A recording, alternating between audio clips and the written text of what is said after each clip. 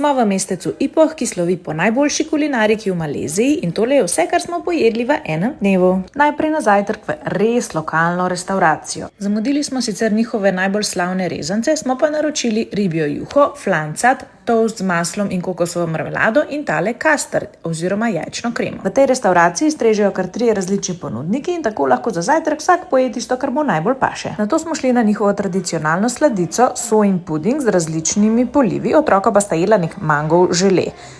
Srednje, dobro. Kaj?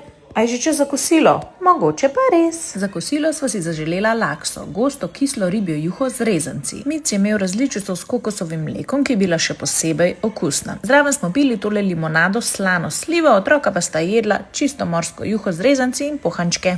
Gremo najti njihovo famous white coffee, kjer zrna kave prepražijo z maslom, kar pomeni, da je bolj nežnega okusa. Nato pa dodaje še kondenzirano mleko. Otroka sta pila limonado in, a vidite, tamle slano slivo.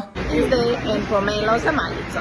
Tukaj raste posebno dobra vrsta pomela, na katerega so vsi zelo ponosni in res je zelo okusen in juicy. Mogoče zgleda, kot da ves čas samo jemo, ampak ja, čas je za večerjo. Vedno pogledamo, katera ulična restauracija ima veliko ljudi in skoraj po pravilu zmajene stole.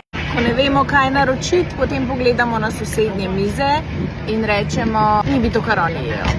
In to smo tudi danes naročili. Piščanec, juha z rezanci in topli kalčki so bili odlični in zelo poceni. Pa slučajno ne bi bili lačni, smo šli še na eno porcijo večerje. Crispy pork z rižem. To je sicer precej masten kos svinjine, ampak skorica pa res noro hrustlja. Vi pa povejte, kaj od tega bi vi probali, kaj se vam zdi najboljš in recimo, česa res ne bi. Evo, to je ena mucka, zdaj se je ne vidi, ker so odpadli dol uščke, pa vidite, smo jo dali dol, pa ena učka je, ušeska smo pojedla z Artom. Nije več.